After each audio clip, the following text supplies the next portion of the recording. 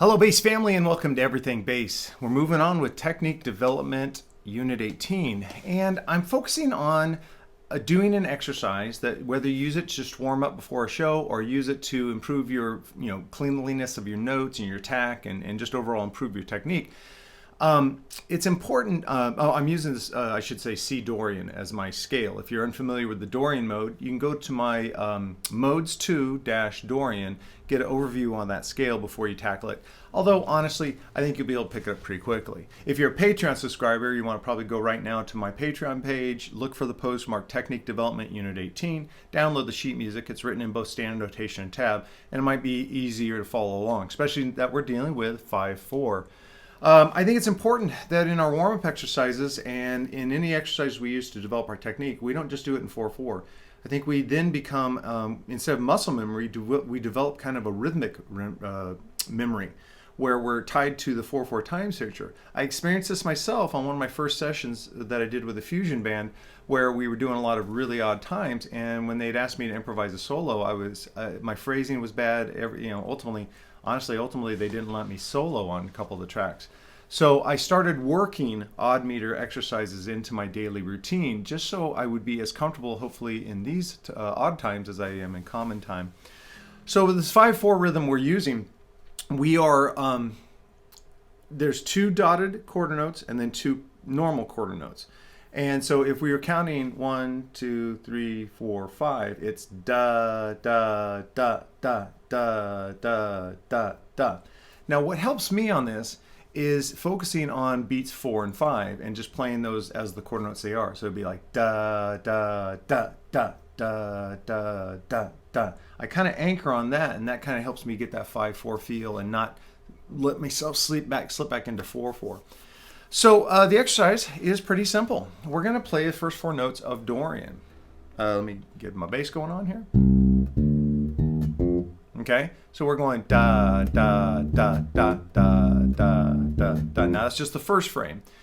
What we do now is we take that rhythm and we take that concept of playing 4 consecutive notes in the Dorian mode, and we start on the second note of C Dorian. So we're going. All right, then we go to the third note of Dorian and play up the scale. So we play the intervals, the minor third, the perfect fourth, perfect fifth, major sixth. Like that. Then we start on the fourth, and then fifth.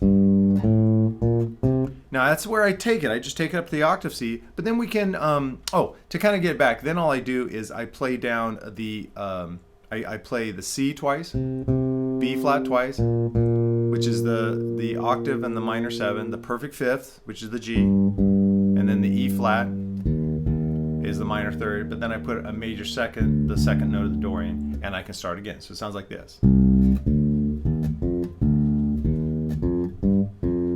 See, I messed that up. You got to focus. I was actually thinking about what I was talking about next. I have to focus and make sure my technique's good, but also I don't lose my spot in the melody.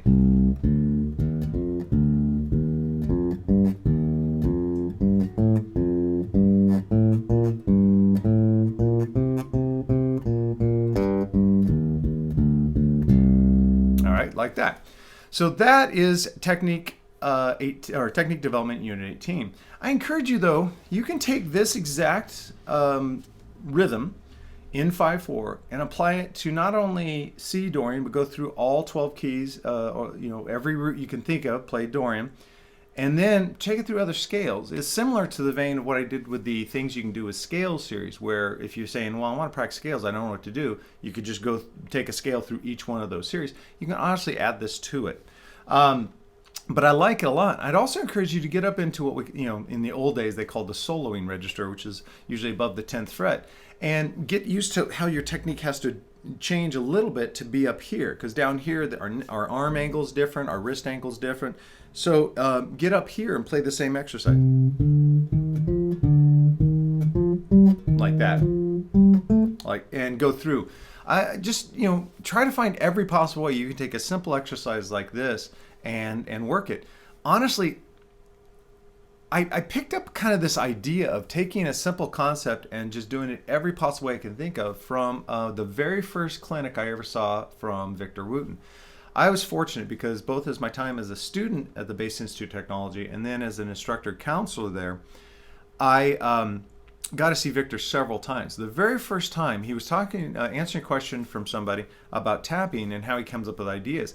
And it just seemed like such a simple thing, but it was a real light bulb moment for me because he said, well, I'll take this simple technique, but then I'll see, okay, how can I change it? How many different ways can I change it? What if I do this? And he gave a bunch of examples. And it was such a revelation to me because I was very literal in my studies. If someone told me to study this, I studied that. And then I got it to where I thought it was as good as it could be. And then I moved on without being creative with it and changing it. This is also an old idea with a lot of the great musicians that come before us who they'll take a little phrase like this 5/4 phrase and run it through every scale they know, every key they know. So, although it's a simple 5-bar exercise, I encourage you to really dig in and check it out. Also, I did it ascending. You could easily do it descending. And just, invert it. Again, looking at how to do a technique exercise multiple ways. I think if you do this, you're less likely to get bored in your playing because you're always challenging yourself. I think we get bored when, and I'm speaking from experience over my many years of playing bass, when we don't actively pursue new skills and try to improve ourselves, try to break through maybe a plateau we're on, when we're kind of like, oh, I'm just going to run through some songs and I'm going to do the same old exercise. I think that's when practice becomes kind of boring, which it shouldn't be, and why we sometimes go, I just can't get inspired to practice today. Try to always find new things. Challenge yourself. Take an exercise I've shown you before. Take a slapping pattern I did and move it around. Try a different key. Really, the sky's the limit. And if you come up with something cool, please, man, share it with us. You can either message me directly at my email at dtitus@daletitus.com or hook up with us on our Facebook page, which is Everything Bass with Dale Titus. Maybe share a video of how you changed one of the things I showed you. I get so juiced when I hear about that and I get to see the examples because it makes me a better player. All right, in lieu of a standard encore item, we launched this channel in January 1st, 2020, and now it's middle of June, and we're 6 months in and a little more than, and I'm just so thankful that I wanted to point out and highlight some of my Patreon supporters who financially invested in the channel and allowed me to get a new microphone, get a new way to record audio.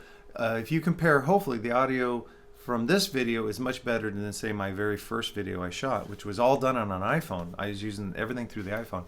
So I want to thank those Patreon supporters. They have done so much for me.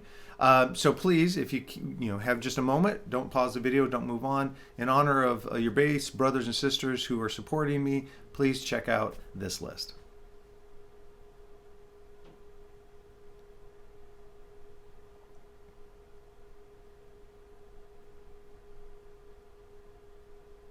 Wow, thank you guys for supporting me. If you would like to jump on and become a Backstage Pass subscribing member, it's only $8 a month. And what that gives you is access to all my materials. Most videos have some kind of written video or written material you can download. There's no limit, by the way. Like, you're paying $8 a month. In that month, you could go through, I have over 100 videos on my YouTube channel. You could download in one day all 100 pages if you want. It doesn't matter. Or if you just rather leave them up there and view them from the post, that's fine too. And also I have some audio play-along files. I'm going to be doing some more blogging that's Patreon only, where I'm going to be talking about creative development, getting out of ruts, and also how to be the most efficient and most profitable private music instructor. These are some things, these are books I've been working on to publish, but instead I think I'm going to just share them with my Patreon supporters.